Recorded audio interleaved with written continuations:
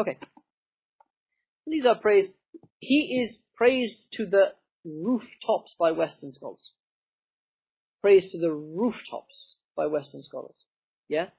I've got some of the stuff, just those who've studied him. And then Orientalists tend not to be particularly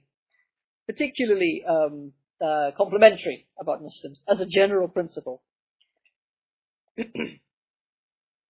D.B. MacDonald. MacDonald was one of the great Ghazalian scholars among the Orientalists. He said, the greatest, this is what he said, not he said, the greatest and certainly the most sympathetic figure in the history of Islam, the only teacher of the later generations ever put by a Muslim on a level with the four great Imams.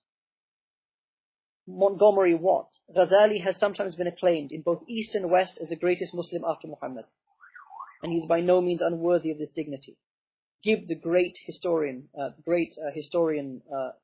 he was just a scholar of history in general. He wrote The Decline and the Fall of the Roman Empire. A man who stands on a level with Augustine and Luther in religious insight and intellectual vigor. Yeah, this is from a. I won't mention all of them, but it's interesting that the author of this work himself, he reads it and he puts in his introduction, he puts a little thing, and he actually says, just I didn't become Muslim from studying Ghazali. Just. But he says here, I was led back. My reading of Ghazali has made me a better practicing Catholic in the fullest sense of the term. It has not moved me, despite my real admiration and even veneration for Ghazali, to embrace Islam. Rather, it has made me more aware of the great spiritual riches of my own tradition. Yeah? To sum it up, I have found, and I believe others can find, in the words and example of Ghazali, a true ihya, a true revivification, or a bringing back to life. An ihya from the dark, dead coldness of atheism, or more accurately, without godness. An ihya from enervating, debilitating, crippling sinfulness. An ihya from lifeless and spiritless intellectualism.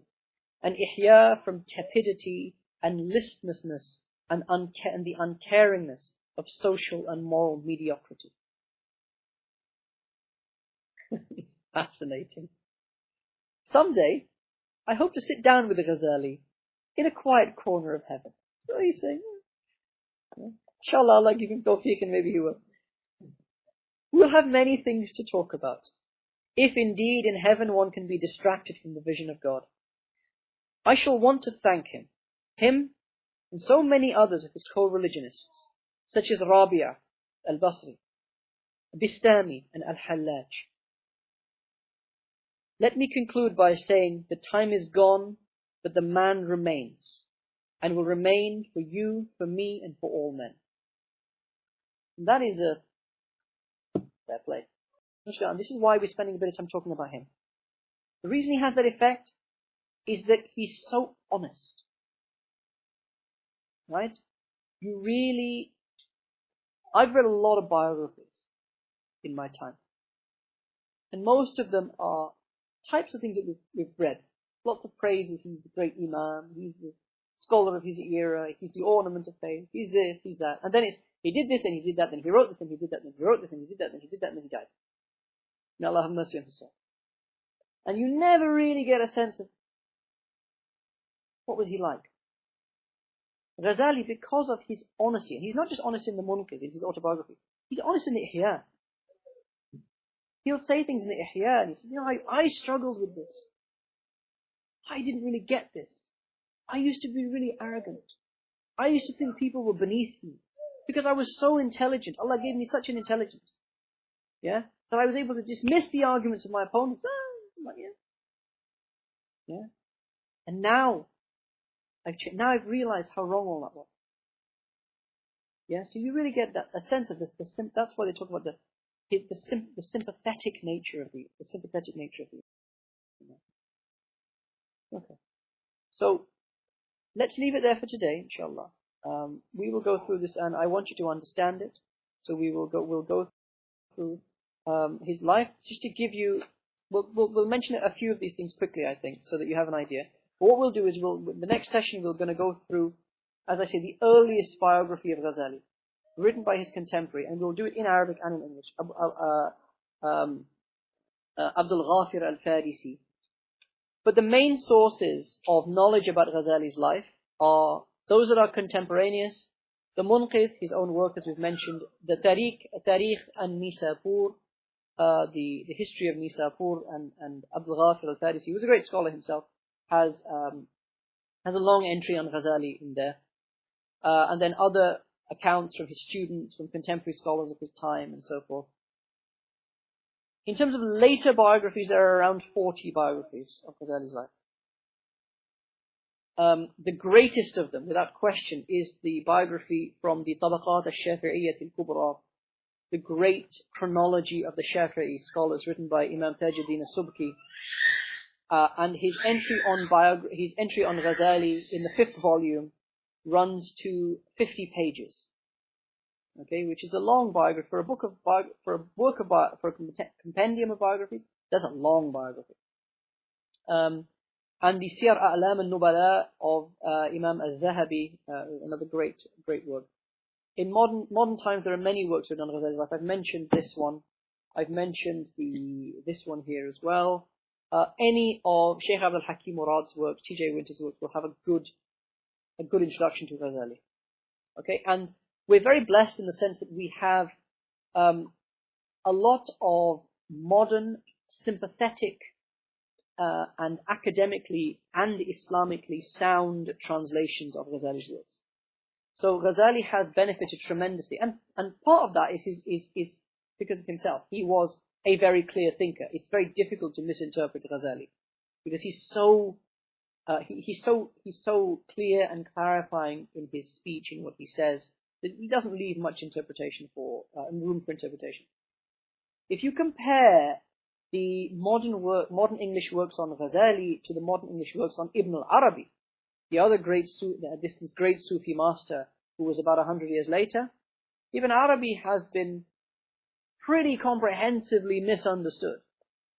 Sympathetically misunderstood, but still misunderstood. Right? Which is why it's actually quite difficult to recommend a work of Ibn Arabi for people to read. Yeah? Whereas with Ghazali, anything that looks a bit like this, really, you can pick it up and just buy it. Yeah? And you will find books, there's about 5 or 6 books here that have been translated. Okay? Another very valuable resource is Shaykh Abul Huda Muhammad al-Yaqubi, who has he taught the first half of Kitab al-Ilm, about maybe a third of it. I think it was probably about 7-8 years ago that he taught it, but it's out. I mean, it's probably available on Sacred Knowledge in these places. The Book of Knowledge CD set. The first 2 CDs are very good history. I mean, I listened to it 2 or 3 times. It's a very good history of Ghazali. Puts things into context. Very good history of his life. Those of you who want something a bit more challenging in Arabic, Sirat al-Ghazali wa Aqwal al-Mutaqaddimin fihi by Uthman Abdul Karim was a work that was put together. Basically, he took all the biographies of Ghazali, put them together, put a whole lot of other stuff in there as well. Very useful kind of digest on Ghazali's life and his thought. It was put together and was presented in Damascus in the 60s around the 900-year anniversary of Ghazali's life. Okay, so that's a useful resource as well. We'll do this next week, inshallah. In terms of Ghazali's life, you've got 4 phases of his life. So this is how I want you to frame what you'll read about in his biography.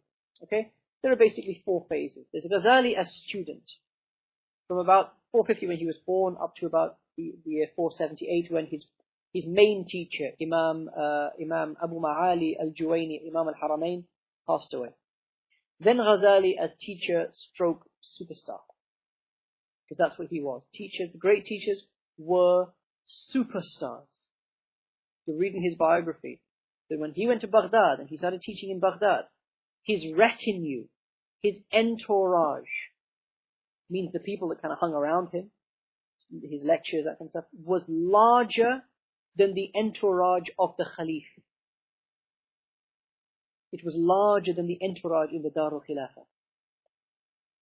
Right? He was massive. Massive. And that's the reason that we're studying him. Not because he was massive, because that was only the second phase of his life. Because then he took it and he chucked it all. Because he wanted to find God. Ghazali got the world in his hand. He had the ear of the rulers of his time. His word was, later on, he would hear in far-flung corners of the Muslim world, قال al-Ghazali, قال al-Ghazali. Yeah? Yeah? People taking his name, they're not knowing he was sitting there, taking his name. He threw it all away. He put it all behind him. Because he said, I'm not finding God. How do I find God? And that is Ghazali as the ascetic. That is Ghazali as the man in search of God. Ghazali the salik, the seeker. And then the last phase of his life, last few years of his life, Ghazali the sought. Ghazali the master.